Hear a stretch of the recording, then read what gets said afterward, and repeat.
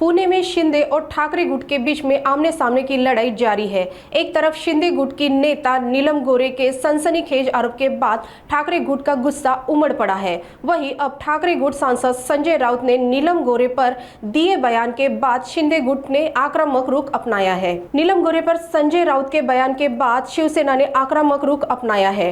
शिवसेना कार्यकर्ताओं ने संजय राउत के बयान के खिलाफ राज्य भर में विरोध प्रदर्शन शुरू कर दिए। इसी कड़ी में आज पुणे में तिलक चौक पर संजय राउत के खिलाफ विरोध प्रदर्शन किया गया। इस दौरान कार्यकर्ताओं ने जमकर नारेबाजी की। कार्यकर्ताओं का कहना है कि संजय राउत का बयान न केवल नीलम गोरे का अपमान है बल्कि ये पार्टी के सिद्धांतों के खिलाफ है। साथ ही शिवसेना ने राउत के बयान से पार्टी की छवि को नुकसान पहुंचाने का भी आरोप लगाया। राऊतांनी 2 दिवसापूर्वी उपसभापती नीलमताई गोरे यांच्यावर जे खालच्या भाषेवर जे वक्तव्य केलेले आहे ते फक्त नीलमताई गोरेंवर नसून तर संपूर्ण महाराष्ट्रातल्या महिलांचा अपमान या ठिकाणी संजय राऊतांनी केलेला आहे। रोज सकाळी उठून काहीतरी बोलायचं आणि महाराष्ट्रामध्ये काहीतरी घडवायचं अशाच पद्धतीने 2 दिवसापूर्वी संजय राऊतांनी जे बेताल वक्तव्य केले त्याचा पुणे शहर शिवसेनाच्या वतीने या ठिकाणी सर्वात प्रथम जाहीर निषेध केलेला आहे।